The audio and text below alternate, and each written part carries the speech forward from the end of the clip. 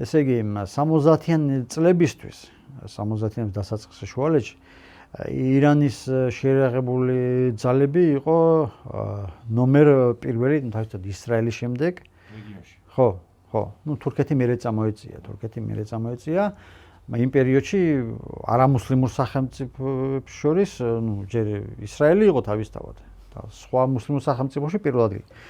ირანის სამხედრო ბიუჯეტი, ახლა შევადაროთ 77 წელს, რამდენი მილიარდი იყო, საერთოდ არ მახსოვს, მაგრამ პაკისტანი მისი მეზობელი, რომლის მოსახლეობა მაშინ ორჯერ დიდი იყო, დაახლოებით 80 მილიონს აღწევა, თუ არ ვცდები, 20 ჯერ დიდი იყო ირანის სამხედრო ბიუჯეტი. პაკისტანთან შედარებით. აი ესეთი რადიკალური სხვაობა იყო და მე მაქვს საკითხული მაშინდელი პრეზიდენტის ჯერალდ ფორდისათვის წარდგენილი რაპორტი, ის გრიფს საიდუმლო მოხსნილია უკვე დოკუმენტისთვის, ცენტრალურ სადაზვერვო სააგენტოს მიერ მიწოდებული.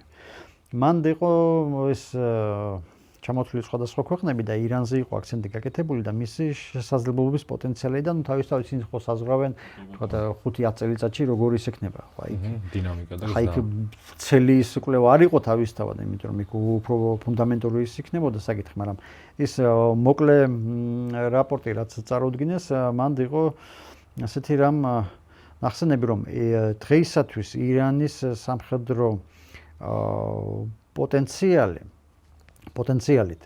ანუ ირანს შეუძლია მთელი ახლო აღმოსავლეთის ოკუპირება 2 კვირაში. ოკუპაციაზეა საუბარი და რა შენარჩუნებად იმას. სამხედრო თვალსაზრისით.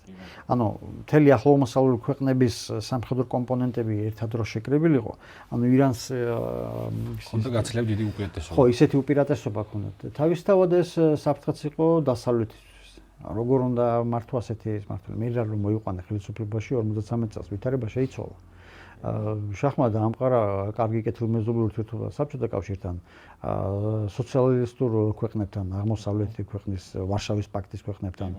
დაიწყო დიდი რაოდენობის იერარქიის შესყიდვა ჩეხოსლოვაკეთში, რუმინეთში, საბჭოთა კავშირში.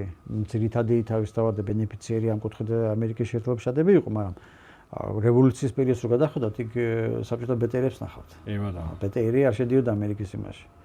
ხო, დიდი რაოდენობით, 3000-ზე მეტი ბეტერი შეისყიდა 76 წელს, რა 75 წელს ასე. რამოდენიმე ჯერ იყო საბჭოთა კავშირში 70-იანებში შახი და საკმაოდ დინამიურად ვითარდებოდა მათი ურთიერთობა.